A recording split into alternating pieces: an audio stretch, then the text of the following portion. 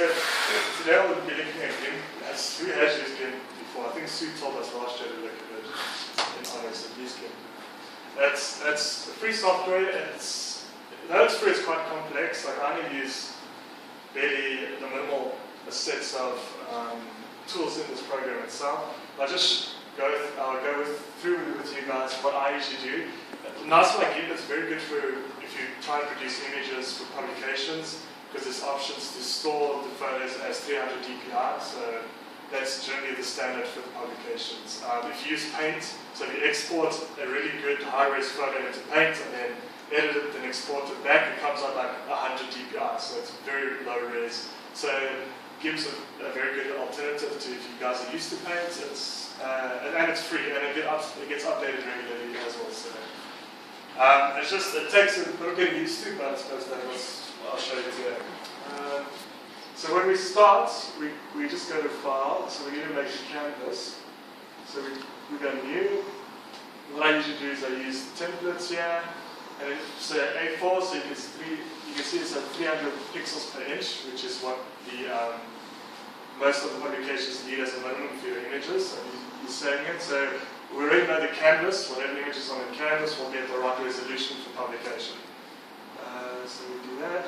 And then you can choose your orientation. This is a bit weird. Okay, so there we have our canvas. So now let's say you want to put in some images. GIMP itself, you can either import, so your file import standard like Word processes, or you can just drag images into the software itself. So it will bring in your images. It comes in as layers, as you can see here. I'll show you. The layers are a little bit tedious. You have to work your way around them. So I'll show you 2 layers here.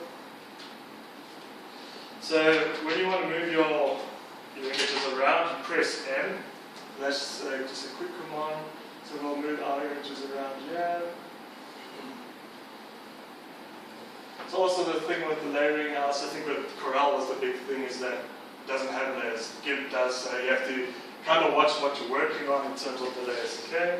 But what I usually do is I get my images in the order I like. So let's just say something like that. Then what we would do is, also the nice thing about when you're still in the layer phase of producing images, there's some options in the layers where you can, I think in Tools, so the transformation tools are very nice in GIMP because they have a scaling option which will keep the resolution of your initial images. So it's not just expanding everything, it's kind of processing them up. You do use a bit of resolution, but not as much as say Paint or something like that. So if you can either use the tool here, if you just link up your tools, then it'll scale the image for you, and you still have a decent resolution. But in terms of the layers, what I usually do is once you're done with your, so once you're done with the layers and you have your other images arranged in this A4 type of image, you merge them down into the background layer. So you go into a layer and you merge them down. So now you have one A4 page which has your images on this page, so you don't have to deal with the layers anymore.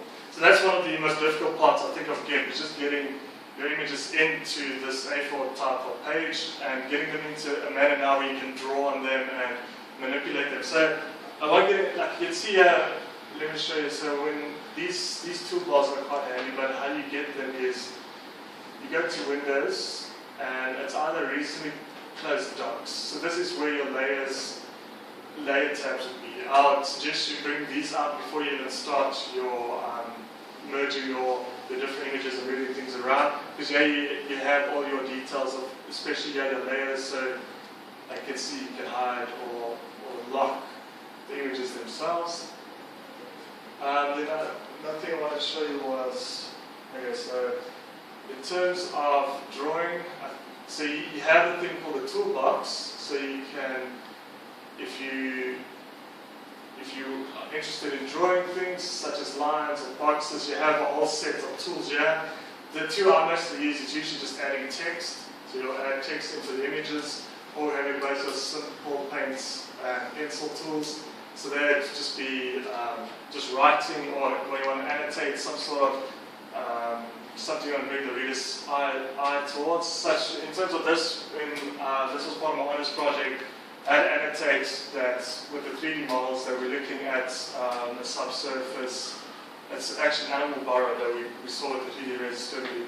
So, I mean, if you're just looking at it, you don't actually know what you're looking at, so it gives nice to start annotating and explaining your figures while the reader's looking at them.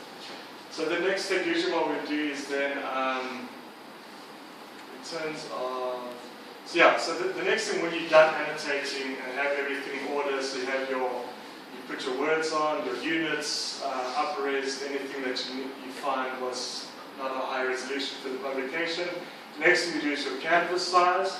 So you'll see when we're doing our images, we don't want all of this white included in the image we want to export, because that obviously you'll have to then work in, say, if you're using Word or PowerPoint, you'd have to then crop the image there. Again, it loses its resolution, and you want to keep the image that you're going to be using in your publication as a figure or TIFF file that usually the papers require. So you want to get all of this done within your image processing software such as Corel or GIMP itself.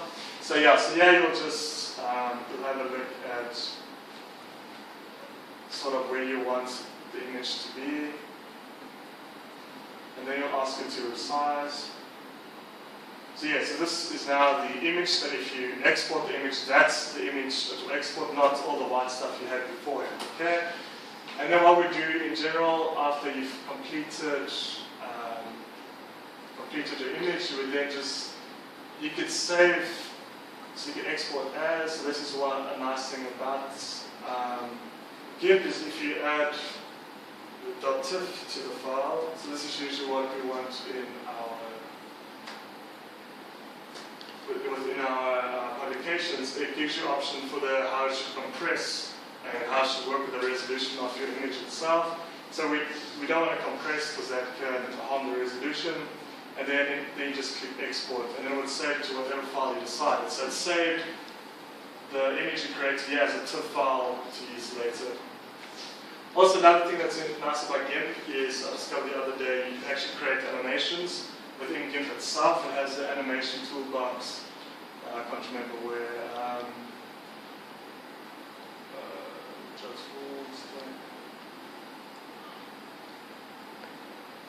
You'll have to become an expert and then give us a...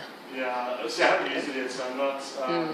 there's animations over there. So you can, what I usually do is, when you're especially working with 3D data, such as Seismic or anything, really it's very difficult to explain what you're showing on a 2D, say, PowerPoint slide. So what I like to do is then animate what's happening within the software itself. You can do it in GIMP as well. So if you have a bunch of images, let's say you have 3D data that you would like to store, you can use GIMP itself to animate it into video that you can then export into a PowerPoint-friendly format that you can put in your PowerPoints to impress anybody you're presenting to, because it's always nice to have some sort of video or something you can actually show and work with within a PowerPoint to an audience. So yeah, so that's basically what I use GIMP for. It's mainly just producing publishable images that you need to give to the publishers, because you can control the resolution of the images themselves. So yeah, so that was just a brief introduction. GIMP is extremely, it has so many different tools and filters. It's an image processing set as well. So that it has, you can look at your RGB, red, green, and blue pixels, and you can process your data. And generally we do that outside of the actual imaging software, but it has all those capabilities, and the software is free, and they're updating it quite regularly as well. So yeah, that is GIMP in a very short presentation, just to get your publication images out. Cool, thank you. Yeah. Yes. I just want to add two things. In the compression options, if you choose the LZW compression, it's a lossless algorithm. So you save about roughly half the size, but it's lossless, so you don't actually lose anything. Okay. The second thing is, one of the coolest things I found about GIMP is you can download all sorts of third-party add-ons for scripts and as well as other filters. So some of the most useful filters I found during my studies were there's a 2D fast Fourier transform filter. So if you have an image, let's say it has noise in it, and it's an image plot of something, and you want to quickly analyze this for what are the frequencies, you can do a quick transform in here and you can see what are the dominant frequency. It projects it back as another 2D image. Okay, sure. Yeah, and the community that works on GIMP is quite active. Like, I was trying to find a way to draw arrows because it can get quite tedious if you don't know the software. And then people on the GIMP sort of community, they have their own little scripts that you just add as extensions into GIMP. And then you have some crazily advanced arrow drawing extensions as well. So if you need something, there's generally something that's coded something for GIMP because it's freeware. Everybody uses it, so it's a big community. So a problem that you might have, someone is probably already solved, and you just literally drag it into GIMP and it as an extension on the top. So if you do need something, it's like the Fourier. And to download, just their website? Yeah, just go GIMP. No stress. And just Windows or whatever. Okay. And updates, I think, automatically for most of them. Yeah. Okay. So it's quite, there's way too many tools to explain. Yeah, you'll need like a week to go through GIMP. But it's quite advanced. People give it a lot of slack. I thought it was just a glorified paint, but it's not. It's a complete image processing package, so, which is free. So you might as well use it. Yeah. Cool. Cool. Okay. Questions? Any other questions? Since you guys have used both the GIMP and the Coratron, what's the difference? There are two biggest differences that I am aware of, if you ask me. Yeah. The first is GIMP, technically speaking, is both an image processing and drawing program in one. So it's kind of like if you take Corel Draw combined with Photo Paint, if you take Adobe Photoshop combined with Adobe Illustrator. So you can draw and manipulate images. It has a whole bunch of filters for like Gaussian blur and all that stuff. And if you get Corel Draw, it's technically speaking only a drawing program. So you're encouraged to only use that program to make vector drawings and so on. You can do this too, but it's not designed for this and maybe a little more clunky. That's the first difference. Two is with commercial software, you often find that there's hardware acceleration.